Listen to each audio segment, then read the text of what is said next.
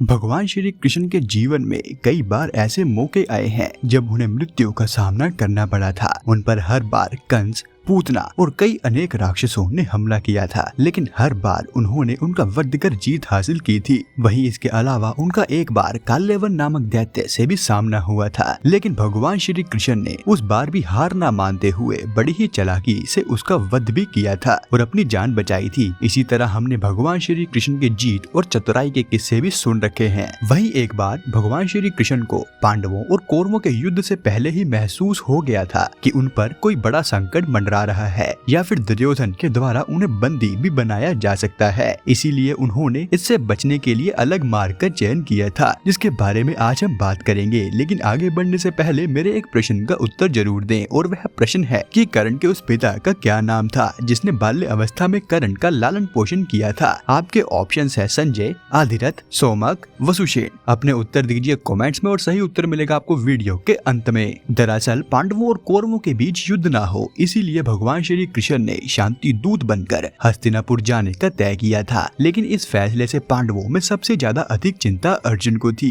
क्योंकि अर्जुन को पता था कि दुर्योधन श्री कृष्ण को नुकसान पहुंचाने के लिए कुछ भी कर सकता है ताकि पांडव कमजोर पड़ जाएं। लेकिन इसके बावजूद भी भगवान श्री कृष्ण ने बड़ी ही चतुराई और अपने ताकत से खुद की रक्षा की थी। श्री कृष्ण को इस बात का ज्ञात पहले से ही था कि उन्हें हस्तिनापुर जाना पड़ेगा, इसीलिए उन्होंने अपनी रक्षा के लिए यहाँ पर दो कार्य किए। सबसे पहले कार्य में उन्होंने कौरवों और पांडवों के बीच युद्ध को रोकने के लिए अंतिम प्रयास के तौर पर हस्तिनापुर जाने का तय किया था। लेकिन उन्हें पता था कि वहाँ शकुनी और दुर्योधन श्री कृष्ण को मारना चाहते हैं ताकि पांडवों के मजबूत पक्ष को रास्ते से हटाया जा सके और उनकी विजय निश्चित हो। और इसीलिए दुर्योधन ने अपनी कुटिल नीति के तहत उन्हें बंदी बनाने का भी प्रयास किया था। इसी को देखते हुए भगवान श्री कृष्ण ने रहने के लिए विदुर का घर चुना था, क्योंकि वह जानते थे कि अगर हस्तिनापुर में वह कहीं सुरक्षित है तो वह विदुर के घर ही है। उनका ऐसा करने के पीछे बहुत बड़ा कारण था, क्योंकि भगवान श्री कृष्ण जानते थे कि विदुर का कई बार दुर्योधन और शकुनी ने अपमान किया था और इसी वजह से विदुर भी कहीं न कहीं दुर्योधन से चिढ़ते थे।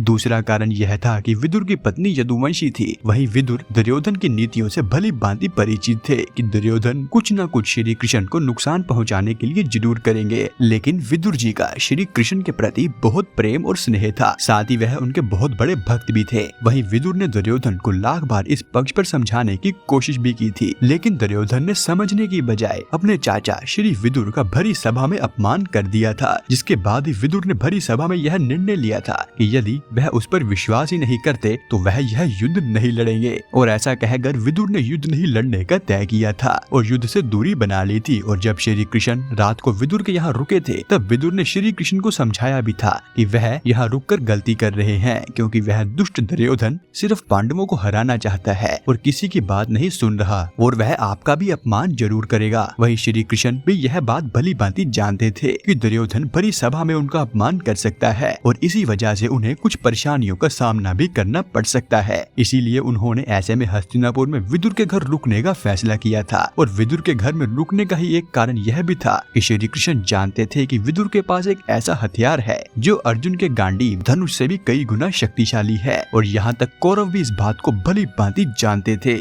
इसके अलावा भगवान श्री कृष्ण को यह भी ज्ञात था कि उनके खाने या पानी में विष मिलाकर मारने की कोशिश की जा सकती है, या फिर रात्रि के समय सोते वक्त उन पर हमला भी किया जा सकता है। इसीलिए उन्होंने राजमहल की जगह विदुर के घर में ही रहना सही समझा था। वहीं भगवान कृष्ण सत्याकी की योग्यता और निष्ठा पर अतः विश्वास करते थे, और जब वह पांडवों के शांति दूत बनकर हस्तिनापुर में गए थे, तब केवल सत्याकी को ही अपने साथ लेकर गए थे, क्योंकि कृतवर्मा के नेतृत्व की यदुवंशी सेना पहले से ही कौरवों की ओर से श्री कृष्ण से युद्ध करने के लिए हस्तिनापुर में उपस्थित थी। दरअसल जब दुर्योधन ने भगवान श्री कृष्ण से मदद मांगी थी, तब उन्होंने बिना कुछ सोचे अपनी नारायणी सेना कौरवों को सौंप दी थी और खुद बिना हथियार के पांडवों में सम्मिलित हो गए थे। लेकिन सत्याकी तब भी उनके साथ ही था। जिसके बाद कौरवों की सभा में आने से पहले भगवान श्री कृष्ण ने सत्याकी को एक बात कही थी कि अगर कोई बात हो जाए, किसी कारणवश वो मारे जाए या उन्हें बंदी बना लिया जाए, तब उनकी सेना दुर्योधन की सहायता से मुक्त हो जाएगी। इसीलिए उन्होंने ऐसी स्थिति में सत्यागी को नारायणी सेना का सेनापति रहने के लिए और उस सेना का किसी भी तरह से उपयोग करने के लिए कहा था। सत्यागी भी भगवान श्री कृष्ण की बात को अच्छी से समझ गए थे, इसीलिए वह पूर्ण सावधान होकर सभा कक्ष के दरवाजे के बाहर जाकर पहरा देने लगे थे। सत्यागी पर श्री कृष्ण का अटूट विश्वास था और दुर्योधन के सत्यागी से व्यवहार को देखकर सभा कक्ष में ही श्री कृष्ण ने कौरवों को धमकाया था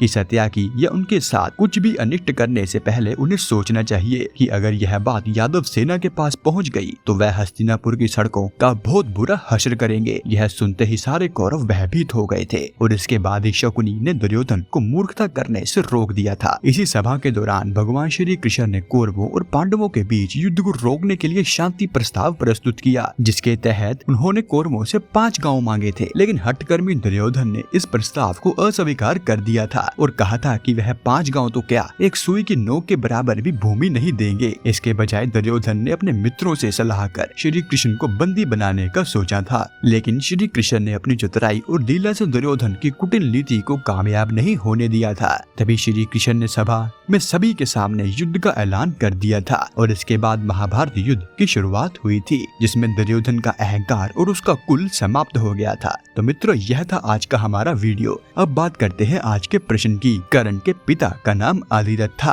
आदिरथ कोई नदी किनारे घोड़े को पानी पिलाते वक्त कर्ण टोकरी में पड़े मिले थे, जिसके बाद उन्होंने कर्ण को टोकरी से निकालकर घर ले आए थे और उसका लालन पोषण किया था।